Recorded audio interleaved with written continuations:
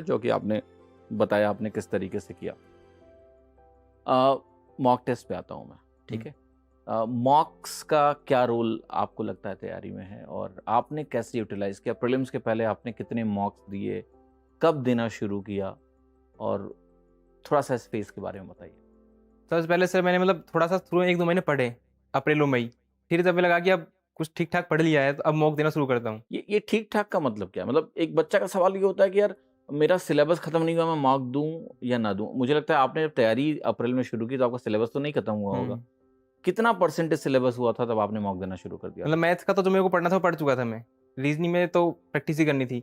और जो जीएस के वीडियो देख रहा था वो वीडियोस लगभग मैंने पूरे देख लिए थे। उनको रिवाइज हैंड टू हैंड जो थोड़ा बहुत किया था वो बात अलग थी, अलग से रिवाइज नहीं किया था। और इंग्लिश में ग्रामर पढ़ ली थी, वो कैब चल रही थी साथ साथ। तब मैंने मॉक देने का सोचा था टेक्स्ट बुक से। फिर सब्सक्रिप्शन लिया मैंने मॉक का जून के स्टार्टिंग में। तो मैंने पहले क्या प्रीवियस ईयर के मॉक देना शुरू किए थे। तो प्रीवियस ईयर के दिए थे मैंने, लगभग 50-60 मॉक दे दिए होंगे। और जो टेक्स्ट बुक के अलग से आते हैं 20-25 मॉक, वो भी पूरे दे दिए थे प्री से पहले। तो प्रीलिम्स के लिए आपके टोटल 50-70-80 मॉक हो गए एक तरह हाँ, से, है ना? मॉक्स में जो परसेंटाइल रेंज रहती थी आपकी, वो कितनी रहती थी लगभग? प्री में तो 98 से तो मैक्सिमम ऊपर रहती। बाद में स्टार्टिंग तो कम से हुई थी। स्टार्टिंग में क्या था? स्टार्टिंग में 90 से अबव रहती थी। पर कभी कभी 95-96 ऐसे रहती थी। फिर धीरे धीरे 98 से ऊपर आ गई थी। और लास्ट तक ऐसे 99 से ऊपर या 98 से ऊपर रहती थी मैक्स। तो जो मॉक के आपकी रैंक होती थी, वो क्या रैंक का रेंज क्या रहता था आपका?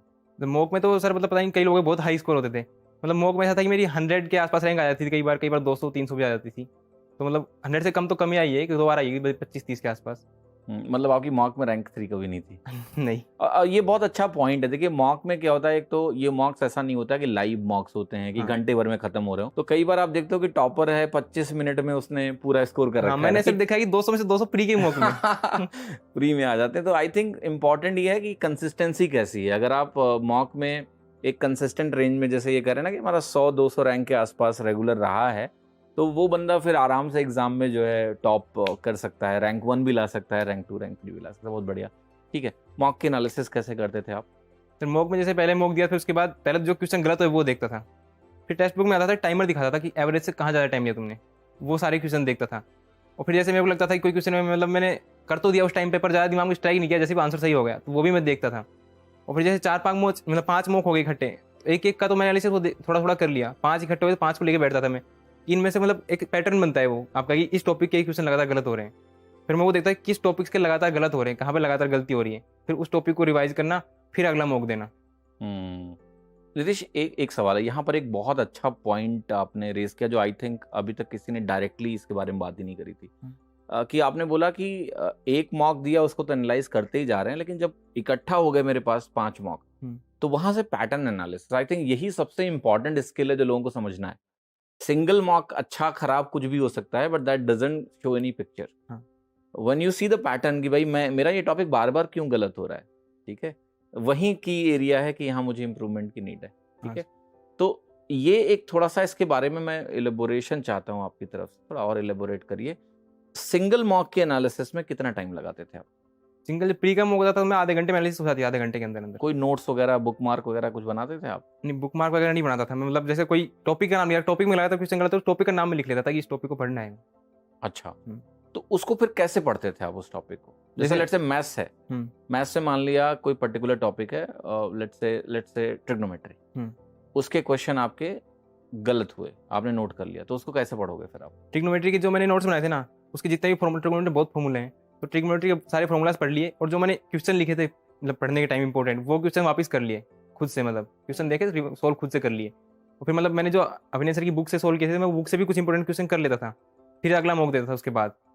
मतलब एक मॉक की कमी जो निकली उस पर थोड़ा काम किया, फिर अगला मॉक दिया। यही सारे सब्जेक्ट्स में किया आपने? हाँ, ऑलमोस्ट। ठीक है, हर विषय में ऐसा किया।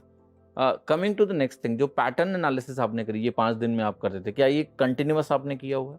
हाँ सर, जैसे कई बार क्या एक मॉक में नंबर कम आ जाते थे, तो उससे डिमोटिवेशन आता है, पर उससे कोई फर्क नहीं पड़ता। मैं लगभग ऐसे देखता कि 5 मॉक हो गए तो उनका एवरेज स्कोर क्या रहा है। एवरेज स्कोर अगर अच्छा है तो ठीक जा रहा है। बीच बीच में मॉक टफ भी आ जाते हैं कुछ भी, तो उस पर ज़्यादा फोकस नहीं करता था मैं। फिर जैसे मैं सैटरडे संडे को मॉक देता था एक तो, और बीच में तो कभी टाइम मिलता था ना, तो मैं उस टाइम वीक में 3-4 मॉक दे पाता था। तो जैसे पूरा वीक हो गया तो फिर मैं उसको लेके बैठता था कि इस वीक में कहाँ क्या क्या टॉपिक में गलतियाँ हुई, फिर उसको रिवाइज।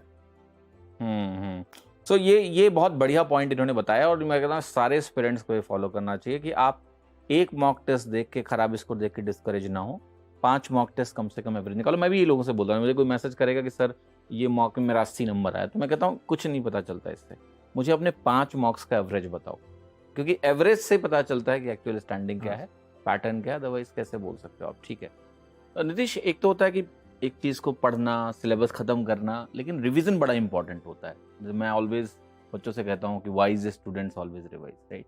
बट रिवीजन का क्या फ्रेमवर्क होना चाहिए? फ्रेमवर्क इन द सेंस कि सब बच्चे समझ ही नहीं पाते कि मतलब नई